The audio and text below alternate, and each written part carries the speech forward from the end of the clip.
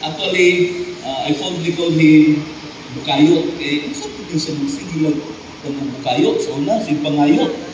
Nung karon, dahil man ikagtabaw, pagdalang Bukayo. Dala din na siya Bukayo. No? So, adto na mga panahon, those challenges na sa panahon nag-uban mi, hangtod karon nadala, and it turned out to be a blessing.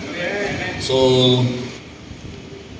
dili na ko ma-remember kung ako man siyang giingnan kung isa rin ko mamaray din mo ba sa 40 katuig. Tabangi lang ang Adventist Hospital Davao. No? So, ako siyang giingnan. Kaya actually, ang plan, it's just only a 12-foot na gym. Kung mauna, kamo na lang, wala ko'y labot niya. Okay, murag sa man gym sa baksingan, kaya nga Dr. Timubua. Di na ko mag-apil-apil na, only to find out, pag-commit ni Doc Bubong.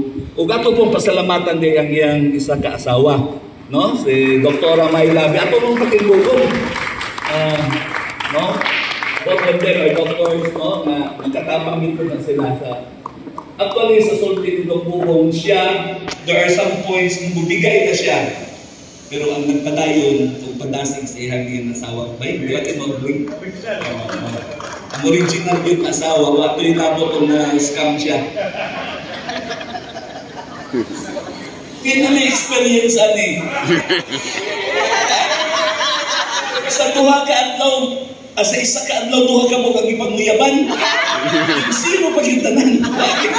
Lagi na kuha ito niya. So the winner is not na ilagyan.